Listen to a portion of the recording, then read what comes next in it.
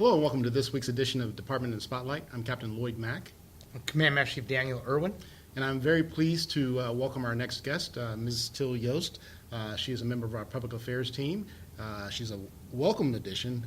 We're very lucky to have her, and she's going to talk to us about how we try to communicate with the base. So, Teal, welcome to our show here. So glad to have you. Thank you. You know, the Public Affairs Office is responsible for getting information out to people on base, and important information, wonderful photographs, videos, everything like that.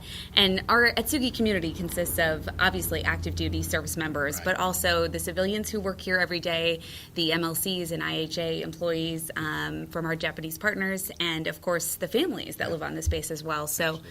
We communicate to the Atsugi community through a variety of different platforms. One that is most important is social media. You're obviously watching this video right now on Facebook, so that's how we get a lot of the information out to the people. And as I tell a lot of the community, I mean, communication is a two-way street. You know, when I first got here, they said communication was a problem, and I talked about how there's a sender and receiver, and there's a message, the messaging piece, and you know, we're sending stuff all the time, but if people aren't listening, then we haven't really communicated anything. So I'm glad you're here and helping us get through this. Well, and if obviously the people who are watching right now are already a part of our Naval Air Facility Atsugi community, but if they're not, then you know, that's really where a lot of the important information is disseminated. It's also a platform for our wonderful MCs in our department to share their photography and what they're doing.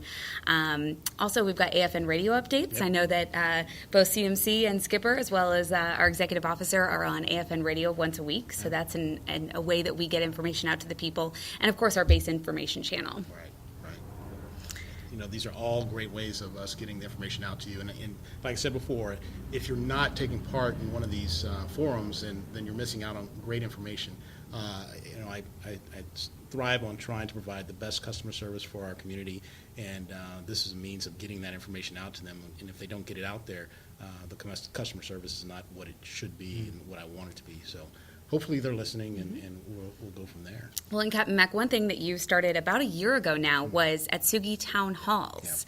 Yeah. And I know that it was important for you to actually see the people face to face and not only share the information about what was going on with the base, but also get that feedback back and have an opportunity for questions. Yeah. And so that's something that we're going to continue in the future. Yeah, I mean, like I said before, everyone has a voice, and we are listening. So, I mean, we won't get it right the first time, and if we don't know about something, we can't fix it. That's why it's important to do the town halls so that the community can be heard, and just let them know that we are listening and that we do care about their needs and their desires as well.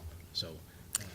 And these town halls are something that we're planning to do quarterly right now. And what's really interesting about the town halls is not only will Captain Mack be there as well as CMC, but we're going to have department heads that are available from all of the services that you use on a regular basis. There will be representatives from the commissary. There will be people there from Public Works. So if you have a specific concern, those are some questions that you're going to be able to get answered right away. And one thing that I noticed at the last town hall meeting that we had in October was maybe there was a question asked that couldn't be answered right away. Correct. But I saw department heads who were taking the email addresses and phone numbers of people in our community and saying, hey, we're going to look into this, we're going to find this information for you, and we're going to get back to you.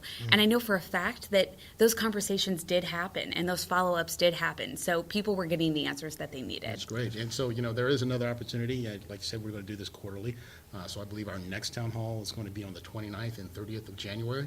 It'll be just right in time after the holiday season. So I look forward to folks coming out, sharing their concerns. I believe what the 29th is for our military and civilian population. That's correct. And then the 30th is going to be for our MLC population. So again, the 29th and 30th will be our next town halls.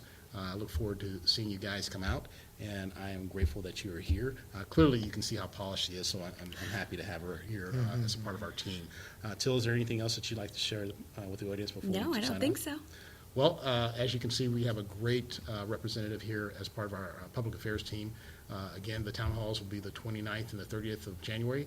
Look forward to seeing you. I want to say thank you for joining us this week, and we will see you next time.